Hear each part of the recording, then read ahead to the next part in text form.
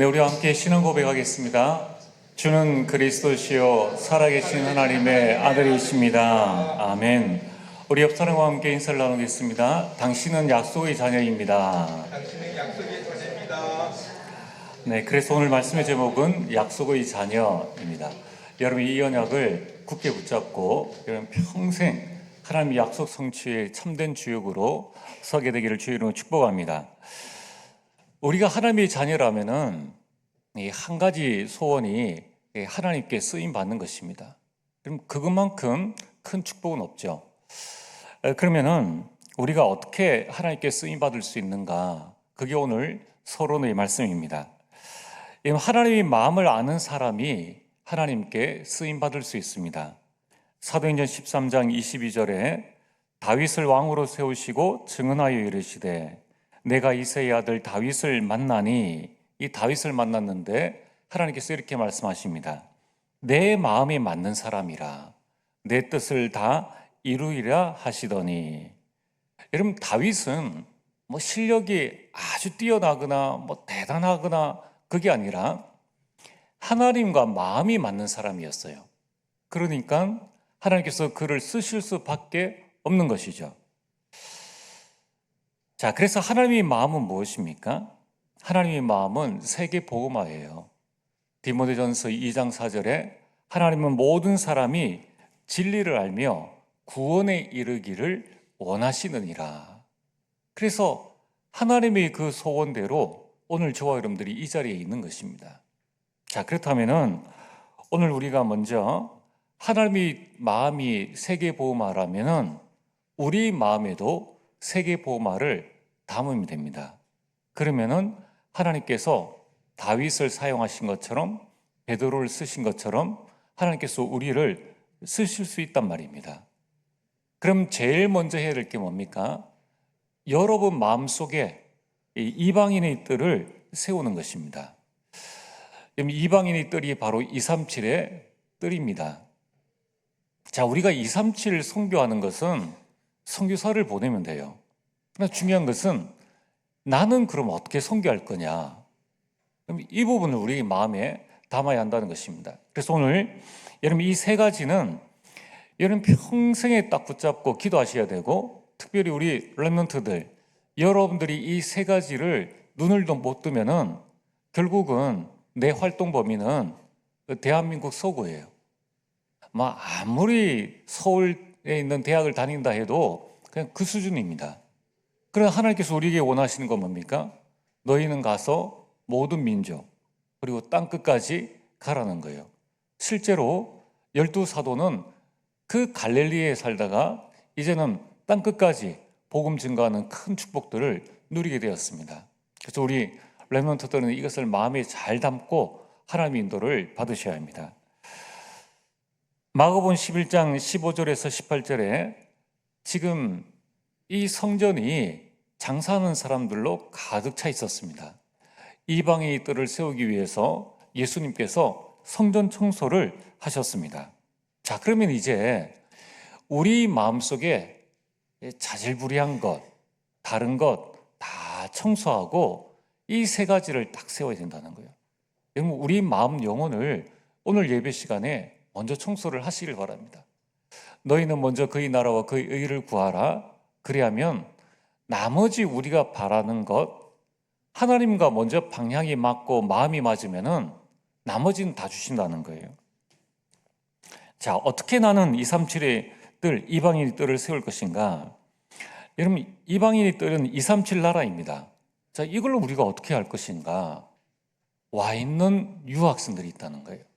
와 있는 유학생들. 그리고 외국인 근로자들이 있습니다. 또 이미 결혼해서 가정을 이룬 다문화 가정이 있고 거기에서 자라나는 TCK 자녀들이 있습니다. 이 사람들은 우리나라에 와 있는 완전 선교의 대상자입니다. 얼마나 좋습니까?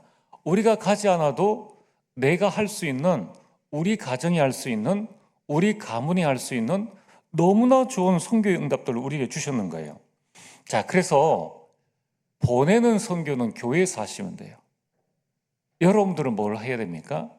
여러분들은 와 있는 유학생들 그리고 지금 우리 외국인 근로자들, 또 다문화 가정들, 그다음 TCK들, 이들을 붙잡고 이제 선교의 전략을 좀 바꿔야 됩니다. 역선교를 여기 마음에 담으셔야 돼요. 그래서 이들이 올 수 있는 플랫폼을 만들어야 합니다. 여러분, 지금 여러분이 조금 기도하시고 내가 마음에 하나님 인도를 받으실 수 있는 분은 잘 한번 생각을 해보세요. 대학교 근처에 가면은 많은 기숙사 원룸들이 있습니다. 그럼 거기에 하나님께서 나에게 주시는 경제 응답, 또 내가 할 수 있다면은 거기에 우리가 미션홈을 차리는 거예요. 선교단체들이 대학 주변에 많은 미션홈들을 가지고 있습니다. 자, 우리가 못할 건 없죠. 또 우리 교회가 못할 건 없다는 겁니다. 자, 여러분들이 내가 어떻게 선교를 나가겠느냐? 지금 선교 안 나가도 와 있는 선교를 얼마든지 할 수 있다는 거예요. 자, 왜 역선교가 중요하냐? 이 와 있는 유학생들은 4년, 6년, 7년, 10년 박사과정 끝나고 자기 나라로 돌아갈 것을 막 학수고대하고 있습니다. 그 10년 동안, 4년 동안 기회가 충분히 있는 거예요. 다문화 가정, 우리나라에서 저 해외로 입양되어진 아이들이 있지 않습니까? 이제 30, 40, 50 되어지니까 신문에 안 보세요. 전부 다 내 나라 찾는다고. 아니, 그쪽에서 실패한 인생이 아닙니다. 어떤 분은 보니까 뭐 미국에서 백악관에서 근무하는 분도 계시더라고요. 입양되어져 갔는데, 또 어떤 사람은 뭐 판검사 하는 사람도 있고, 어떤 사람은 자영업에서 성공한 사람이 있는데, 결국은 뭐냐면은 나를 길러주신 양 부모님께는 감사하지만은 내가 내 고국으로 돌아가고 싶다. 정말 나를 버렸지만은 어쩔 수 없는 상황에서 나를 입양시킬 것 아니냐. 내 부모를 한번 만나보고 싶고 내 고향을 한번 가고 싶다는 거예요. 그게 인간의 마음입니다. 그러면은 지금 우리나라에 와 있는 다문화 가정에 뭐 거의 대부분 이제 여자가 시집 와가지고 아이를 낳지 않습니까? 여기에서 얼마나 힘들고 어렵겠어요. 다 그 나라에 대한 생각을 가지고 있다는 거예요. 그리고 내 자녀가 내가 지금 한국인과 결혼해서 우리 자녀를 낳았지만은 내 자녀에게도 내 고국을 한번 소유해주고 싶은 그런 마음과 생각이 있다는 거예요. 자, 그러면은 얼마나 기회입니까? 내가 있는 자리에서 얼마든지 이 역성교의 응답과 축복들을 누릴 수 있다는 것입니다. 그래서 여러분들 이 유학생들을 조금만 한국어를 도울 수 있고 공부를 도울 수 있는 그 준비들, 또 외국인 근로자들은 오직 돈을 위해서 여기서 왔단 말이에요. 그럼 이 차별이 있겠습니까? 없겠습니까? 당연히 있죠. 당연히 차별이 있습니다. 또 문화 적응이 안 돼요. 우리는 명절에 뭐 고향으로 또 친척집으로 가지만 그 사람들은 외롭다는 거예요. 조금만 우리가 관심을 가지면은 내가 할 수 있는 많은 일들이 있습니다. 또 그들에게 조금만 우리가 작은 선물 전달해줘도 얼마든지 할 수 있다는 거예요. 이처럼 우리는 237 나라 선교를 내가 있는 자리에서 할 수 있습니다. 그럼 당장에 우리 교회에 우리 지역아동센터에서 이 선교를 할 수 있는 거예요. 그래서 제가 몇 번을 말씀을 드렸는데도 아무도 안 들어오시더라고요. 그럼 왜 와 있는 축복들을 놓쳐버리는지, 그럼 이것부터 여러분이 준비하시는 게 얼마나 중요한지 모릅니다. 지금 보세요. 이 아이들은 엄마의 관심이 필요해요. 아빠는 돈 벌러 나가죠. 엄마는 집에 있는데 돈 벌러 나가기도 하고 이렇단 말이에요. 아이의 육아를 엄마가 책임져줘야 되는데 한국말을 못 알아들어요. 그러니까 학교에서 뭐 준비해 오라 그래도 학교 준비를 못 해갑니다. 지금 우리 센터가 그래도 아이를 자립시키려고 그렇게 하는데 우리 센터에 와 있는 TCK 단 한 명도 자립한 아이가 없어요. 한국어가 안 되어지고, 여러분 이 친구가 없고 이 사회관계가 가정생활이 안 되어지니까 학교 생활이 안 되어지는 거예요. 그런 아이들을 좀 붙잡고 여러분들이 좀 관리해주고 이런 선물도 주고 내 자녀라 생각하고, 그럼 이게 얼마나 큰 축복입니까? 또 와서 다락방도 해주고, 그럼 한국어도 좀 가르쳐 주시고. 얘들이 지금 더하기 빼기 곱하기 나누기가 안 돼요. 그걸 부모가 가르쳐 주지 못한다는 거예요. 자, 한번 생각을 해보세요. 내가 지금 한국 여자랑 결혼할 수 있는 지금 상황이 안 돼요. 그럼 오죽하겠습니까? 그러니까 외국인 여자를 데리고 온단 말이에요. 그러면 외국의 엘리트 여자가 한국에 있는 그런 남자랑 결혼을 하겠습니까? 그렇지 않다는 거예요. 그러면은 나도 안 되는 그런 상황에 아이를 제대로 케어할 수 있겠냐는 거예요. 절대 그렇지 않습니다. 그러니까 이 아이들은 아무리 우리가 좀 진도를 따라가게 하려고 해도 알아듣지를 못해요. 아니, 우리 어르신들, 우리 여러분들 하루에 일주일에 30분 시간을 못 냅니까? 그 시간만 도와준 게 우리 선교인데, 와 있는 선교는 놓쳐버리고 우리가 2, 3, 7을 보고만 하자. 이게 얼마나 어불성설입니까? 하나님께서 과연 우리에게 그런 축복을 주시겠느냐는 거예요. 자, 그래서 오늘 여러분, 절대 우리가 신앙생활은 힘들고 어려운 게 아닙니다. 저는 여러분들이 충분히 가정 가문 복음하고 복음의 명문 가문을 이룰 수 있는 축복이 충분히 있다는 거예요. 그런데 와 있는 축복을 놓쳐버리니까 이제 신앙생활이 선교 그러면은 뜬구름 잡는 것 같은 그런 느낌이 든다는 거예요. 그래서 여러분들이 이것을 마음에 굳게 담으시라는 거예요. 그럼 그뿐만입니까? 뭐 어린이집, 여러분 우리 주변에 많은, 조금만 눈 돌려보면은 와 있는 외국인들, 뭐 엘리트라든가 또는 어려운 사람들 얼마든지 우리가 찾아볼 수 있습니다. 여러분, 오천종족은 우리가 어떻게 해야 됩니까? 우리가 가지도 못해요. 그게 살 수도 없습니다. 그래서 지난주에 말씀드렸던 것처럼 컴패션 전략이에요. 자, 우리가 단돈 10,000원이면은 아프리카에 있는 선교사님과 우리가 자매 결혼을 맺어가지고 거기에 있는 렘넌트를 영적으로 입양해서 한 달에 10,000원에서 30,000원이면 그 아이의 모든 학업을 책임져 줄 수 있어요. 우리가 한 명의 선교사를 보내는 데는 400, 500 듭니다. 400, 500 들어요. 내가 한 달에 커피값만 좀 줄여도 그럼 이방인들을 얼마든지 만들어갈 수 있고요. 한 가정에서 한 명 못하겠습니까? 한 가문에서 한 명 못하겠느냐는 거예요. 자, 여러분들 결코 어려운 것이 아닙니다. 그래서 우리는 이방인들 여러분의 마음속에 한 가정이 한 교회를 살리고 한 가문이 한 나라 한 선교사를 담당하는 세계 선교의 문을 열 것이다 라는 그 마음의 준비를 해야 한다는 것입니다.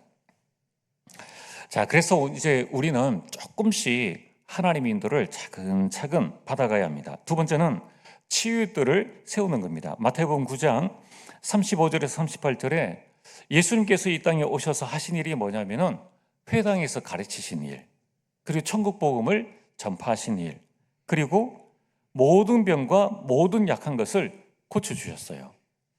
자, 여러분이 치유라고 했을 때 앞으로 우리 교회에 이미 치유 사역자들이 있고 또 치유의 시간이 있습니다. 앞으로 우리 교회는 6가지 방향으로 이 치유의 뜰을 세워나가야 합니다. 첫 번째, 영적 문제로 지금 정신병 시대가 되어졌습니다. 우울증과 조울증과 공황증과 조현병, 이 정신분열증이죠. 여기에 대한 우리 준비를 해야 되고요. 그리고 지금 질병 시대입니다. 각종 질병과 또 이 질병으로 병원에 가면은 환자들이 넘쳐나요. 그래서 우리는 깊은 호흡, 깊은 음식, 깊은 운동 뭐 이런 부분들을 가지고 면역력을 높여가야 됩니다. 이제 지금 교회 안에서 지금 하고 있는 일이 주로 우리 교회에서 이제 질병 대상으로 이렇게 하고 있는데, 조금 더 우리가 이 부분들을 앞으로 내년에는 구체화하고 세분화해서 하나님 인도를 받을 겁니다. 자, 여러분 일단은 그 방향을 붙잡고 우리가 기도를 하셔야 돼요. 지금 세 번째는 중독입니다. 복음 없는 인생은 반드시 다른 것에 집착하게 되어 있습니다.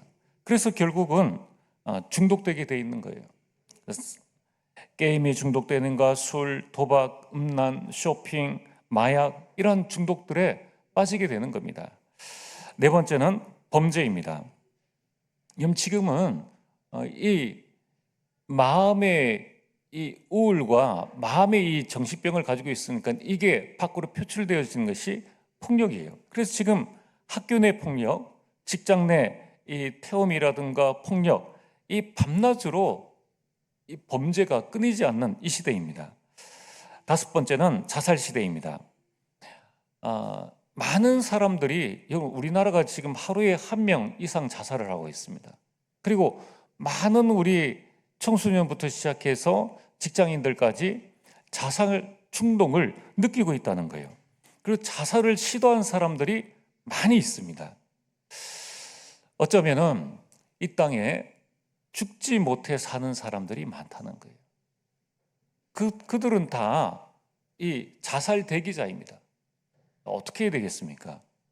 치유 외에는 답이 없어요. 그래서 자살 사이트까지 지금 공공연하게 나와 있다는 겁니다. 이 여섯 번째는 이것보다 더 심각한 것이 바로 오늘 이 자리에 계시는 저와 여러분들의 치유예요.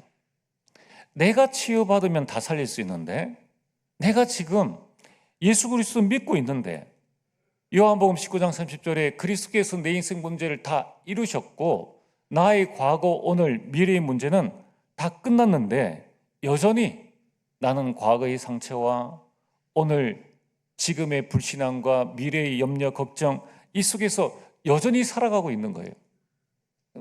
구원을 받았다 뿐이지 불신자 상태와 거의 변함없는 우리 자신인 것을 보게 됩니다. 자, 이 6가지가 치유의 방향이에요. 이 부분을 붙잡고 이제 하나님의 인도를 받고 이 일을 위해서 치유 시스템을 세워야 합니다. 이 부분은 우리가 2부 예배 시간에 여러분 말씀을 드리겠습니다. 자, 우리 모든 교사들이 이 응답을 받으셔야 돼요. 세 번째는 아이들의 뜰을 세워야 합니다. 요한복음 21장 15절에 18절에 부활하신 예수님께서 내 어린 양을 먹이라 라고 말씀하셨습니다. 그럼 많은 불신자들이나 많은 우리 그리스도인들이 착각하는 게 있어요. 그게 뭐냐면은 내 아이만 잘 키우면 되지라고 합니다. 여러분들, 내가 아파트에 살고 있는데 지금 아파트에 불이 났는데 내 집에만 불이 안 났다고 가만히 있으면 됩니까? 언젠가는 그 불을 끄지 않는 이상에는 그 불이 내 집에 오게 돼 있어요. 그럼 지금 내 아이만 성공했다고 해서 세상이 다 편안해집니까? 이게 바로 우리가 속는 거예요. 세상은 그렇지 않습니다. 그래서 우리는 반드시 아이들의 뜰을 세워나가야 돼요.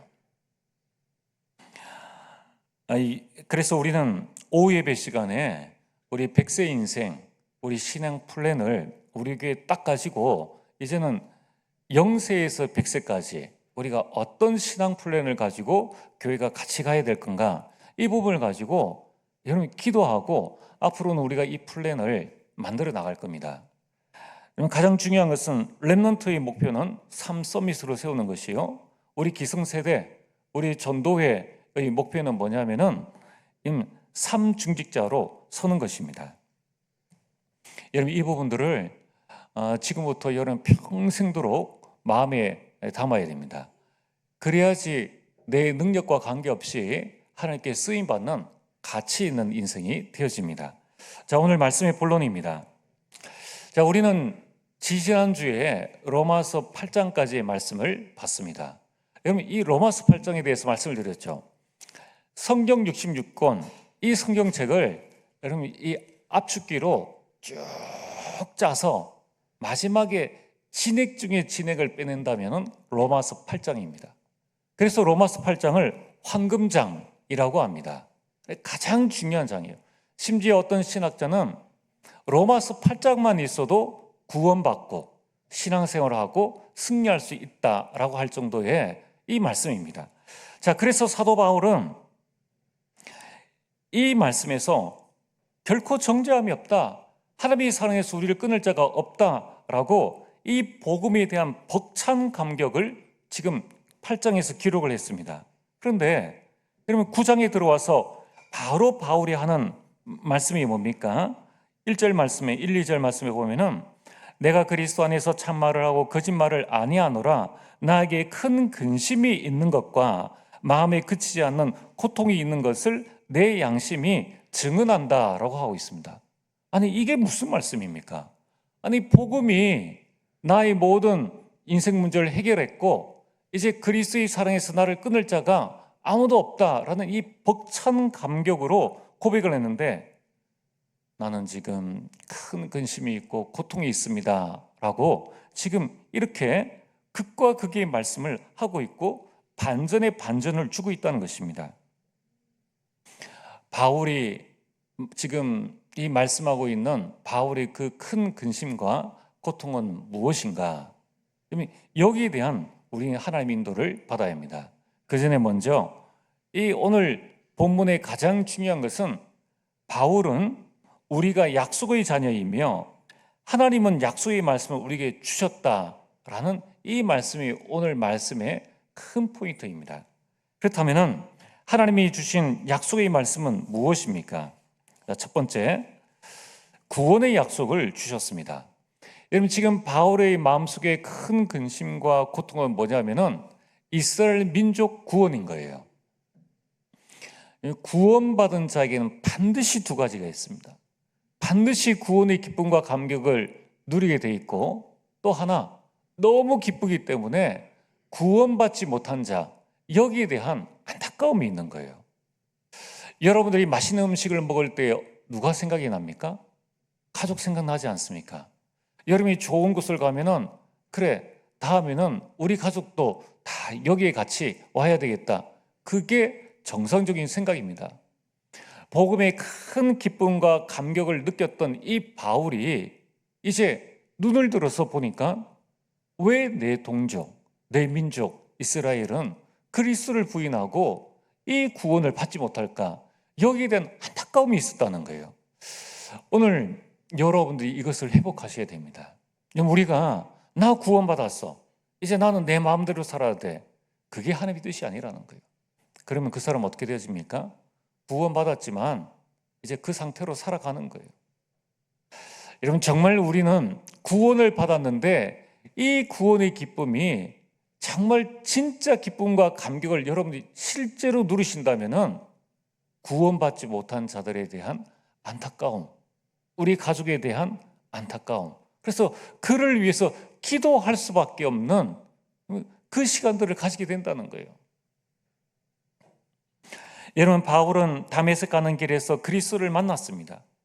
그 이후에 그리스도 안에 내 인생 모든 것이 있음을 바울이 발견했어요.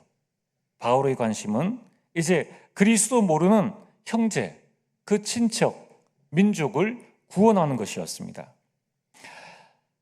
사도행전 9장 15절에 이방인과 임금들과 이스라엘 민족들에게 복음 전하는 일에 바울은 전 생애를, 전 생명을 걸었다는 것입니다. 그러면 이처럼 구원받은 자에게는 하나님이 주신 구원의 여정이 우리에게 있다는 거예요. 그것을 꼭 기억을 하셔야 됩니다. 하나님은 정길성 목사 구원하시고 이 땅에서 너 혼자 잘 먹고 잘 살아. 이게 이제 유대인이거든요. 유대인은 절대 전도하지 않습니다. 그럼 절대 선교하지 않아요. 우리 민족만 살면 된다고 말하고 있습니다. 그래서 쓰임받지 못하는 거예요. 그래서 어려움을 당하는 것입니다. 여러분에게 주신 구원의 여정이 뭡니까? 창세기 12장 1절에 3절입니다. 개인 구원입니다. 개인 구원을 넘어서 이제 우리가 가야 될 구원의 여정은 가정, 가문 구원입니다. 여러분 이게 바울이 느꼈던 그 마음의 고통과 근심처럼 바울이 지금 뭐라고 말씀하고 있습니까? 3절에 보면은 내 자신이 저주를 받아 그리스도에게서 끊어질지라도 원하는 바로라. 이게 정말 구원받은 자의 마음이에요. 여러분 우리는 이 구원의 기쁨과 감격을 회복해야 됩니다. 그만큼 우리는 성삼위 하나님의 축복과 보좌의 축복을 내 영혼이 마음껏 누릴 수 있어야 되는 거예요. 그래서 전도는 사실 방법이 아닙니다. 된다 안 된다 이게 아니에요. 전도와 선교는 지속입니다. 그래서 우리는 가정, 가문, 구원이 우리에게 주신 구원의 여정이에요. 그리고 민족 구원입니다. 그리고 세계와 시대 구원까지. 너희는 가서 모든 민족으로 제자를 삼으라. 이것이 하나님께서 우리에게 주신 구원의 여정이라는 거예요. 여러분 어디까지 왔습니까? 나의 단계를 잘 보시고 나에게 남아있는 그 구원의 여정을 우리에게 주신다는 것입니다. 하나님은 여러분을 통해서 개인 구원에서 세계 구원을 말씀으로 약속하셨다는 거예요. 그 약속의 말씀을 굳게 붙잡게 되기를 주의 이름으로 축복합니다. 두 번째는 이스라엘 민족의 특권을 주셨듯이 오늘 우리에게도 더 큰 특권을 주셨다는 거예요. 그래서 특권을 약속하셨다는 것입니다. 여러분 이스라엘 민족에 주신 특권은 뭡니까? 그들을 선민으로, 그들을 양자됨과 언약과 율법과 성막과 성전, 그 예배죠. 그리고 메시아를 약속하셨는데 그리스도가 오셨습니다. 이것 가지고 구약시대의 유대인들은 완전 승리했어요. 그럼 우리는 어떠합니까? 이것보다 더 많은 특권을 하나님께서 우리에게 주셨습니다. 여러분 우리는 완성된 성경을 가지고 있어요. 유대인들은 지금도 구약 성전밖에 없습니다. 성령의 역사에 대해서 그들은 부인하고 있습니다. 그리스도를 부인하고 있으니까, 예수를 부인하고 있으니까. 여러분 우리는 구약의 하나님의 말씀이 어떻게 성취되어졌는가, 이제 이 땅에 오신 예수 그리스도께서 어떻게 교회를 세우셨고 어떻게 사람을 세우시고 이제 성령께서 어떻게 우리 가운데 역사하고 계시는가 하는 것을 요한계시록까지 완벽한 하나님의 말씀을 우리에게 주셨다는 거예요. 우리는 더욱더 이 성삼위 하나님을 알 수 있는 하나님의 말씀을 우리에게 주셨기 때문에 하나님을 모른다 할 수 없고 하나님의 정확한 방향과 소원을 우리는 분명히 알고 있습니다. 그래서 우리는 여러분 지금 유대인이 정치 경제를 다 장악하고 있는데 사실은 우리가 이것보다 더 큰 응답을 받을 수 있는 자격과 조건과 특권을 우리에게 주셨다는 거예요. 참 안타깝지 않습니까? 여러분이 이것을 우리의 마음속에 마음에 탁 담으셔야 돼요. 어떤 특권을 주셨습니까? 우리에게 그리스도의 삶 직분을 주셨다는 것입니다. 베드로전서 2장 9절에 너희는 왕같은 제사장이요 거룩한 나라요 그의 아름다운 이름을 선전하기 위해서 택하신 족속이라고 말씀하고 있습니다.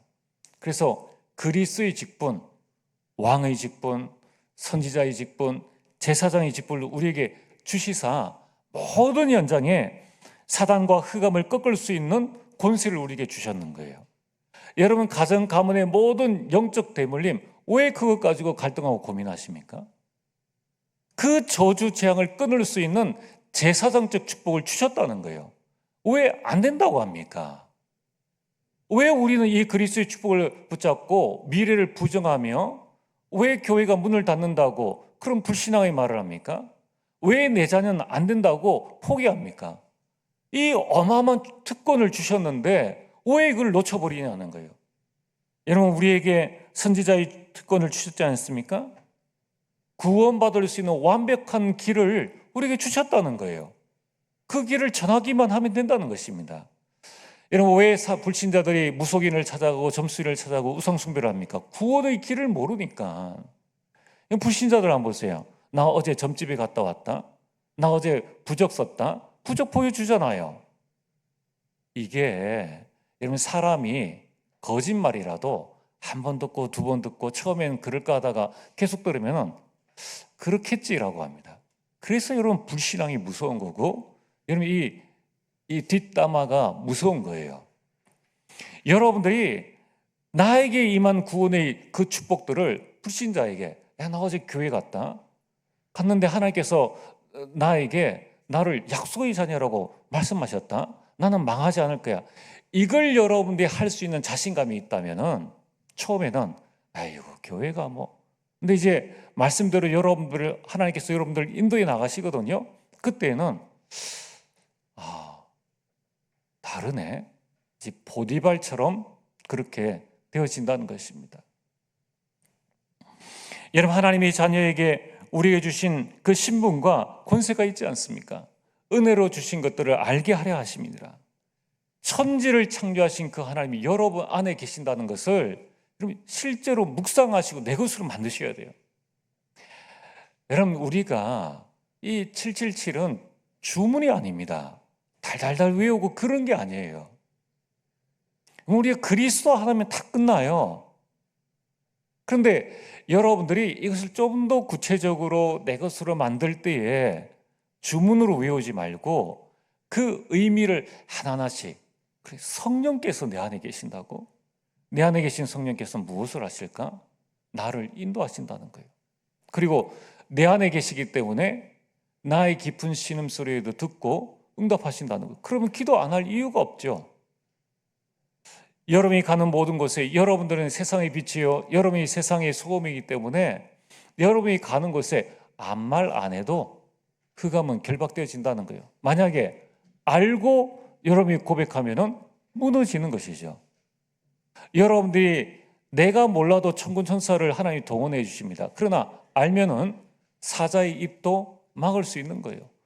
왜 우리가 자꾸 이 오는 문제, 갈등, 위기 가지고 스스로 이 사망의 몸에 우리 자신을 묶느냐는 거예요. 거기에서 빠져나올 수 있는 모든 특권들을 우리에게 주셨다는 것입니다. 우리에게 시민권을 주셨지 않습니까? 천국 시민권. 이 땅에서의 배경 아무 소용없습니다. 없어도 우리는 하나님의 자녀이기 때문에 천국 시민권, 하늘나라 배경으로 얼마든지 이 땅 가운데 이삭이 흉년 등 그의 그 땅에 100년의 축복을 받았지 않습니까? 그게 천국 시민권을 누리는 축복이에요. 그래서 우리는 이 모든 것을 가지고 우리 자신과 여러분의 가정, 여러분 가문이 세계 복음화 속에 서게 되는 것입니다. 조금 남보다 잘 먹고 잘 삽니까? 그게 하나님의 기준 아니에요. 그게 하나님의 기준 아닙니다. 하나님은 그보다 더 큰 비전과 꿈을 우리에게 주셨다는 거예요. 이제 여러분들이 이 특권을 가지고 마음껏 여러분 기도하시면서 237, 5층 정조, 아이들의 뜰, 여러분 기도의 뜰을 여러분 속에 세우시길 바랍니다. 하나님은 우리에게 미래를 약속을 하셨습니다. 말씀으로 약속을 하셨다는 거예요. 세상 끝날까지 함께 하시겠다고 약속하셨습니다. 여러분들이 귀신을 쫓아내며 병든 사람의 손을 얹은 즉 이 낫게 하겠다는 치유를 약속하셨습니다. 여러분 주변에 병든 자 있습니까? 여러분 불신자 중에 병든 자 있습니까?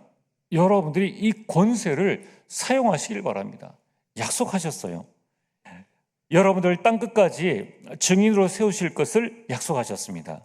요한복음 16장 33절에 내가 세상을 이겨오느라 여러분 반드시 승리할 것입니다.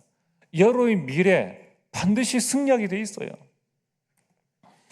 요한복음 14장 2절에서 4절에 내가 너희를 위하여 처소를 예비하러 가노라.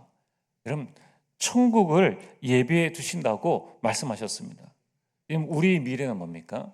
우리 미래는 성삼위 하나님이 함께 하시며 모든 것을 치유하며 나는 오늘 문제, 갈등, 위기에 있다 할지라도 이것은 미래의 증인이 되어진 것이며 나는 승리하고 천국 간다는 것입니다. 그래서 오늘 결론입니다. 우리는 약속의 자녀입니다. 하나님께서 우리에게 약속하신 이 약속의 말씀은 반드시 이루어진다는 거예요. 여러분 우리가 자녀에게 농담은 할 수 있는데 자녀에게 한 약속은 부모라도 이 부족한 우리라도 우리가 지키려고 노력하지 않습니까? 하물며 하나님께서 그렇게 하시겠느냐는 거예요. 민수기 23장 19절에 하나님은 사람이 아니시니 거짓말을 하지 않으시고 하나님은 인생이 아니시니 후회가 없으시도다. 어찌 그 말씀하신 바를 행하지 않으시며 하신 말씀을 실행하지 않으시랴. 여러분이 정확한 언약을 붙잡으시길 바랍니다. 그리고 그 언약 안에서 나를 향한 이면 계약 발견하시길 바랍니다. 이제 여러분들이 받을 응답과 축복들을 바라보고 교회를 위해서 내가 어떤 헌신을 할 것인가, 내가 현장 속에서 어떤 이 성경적 전도 운동의 응답을 누려갈 것인가. 이제 237 나라 중에 하나님께서 반드시 우리 가정 가문을 통하여서 한 나라를 살릴 것인데 나는 어떤 나라, 어떤 종족을 나는 선교할 것인가 발견하시고 최고의 축복을 누리게 되기를 주의 이름으로 축복합니다. 전능하신 아버지 하나님, 참으로 감사를 드립니다. 우리를 약속의 자녀로 삼으셨사오니 하나님께서 우리 주신 말씀을 굳게 붙잡게 하시고 말씀 성취의 응답을 일평생 누리게 하여 주옵소서. 예수님 이름으로 기도리옵나이다. 아멘.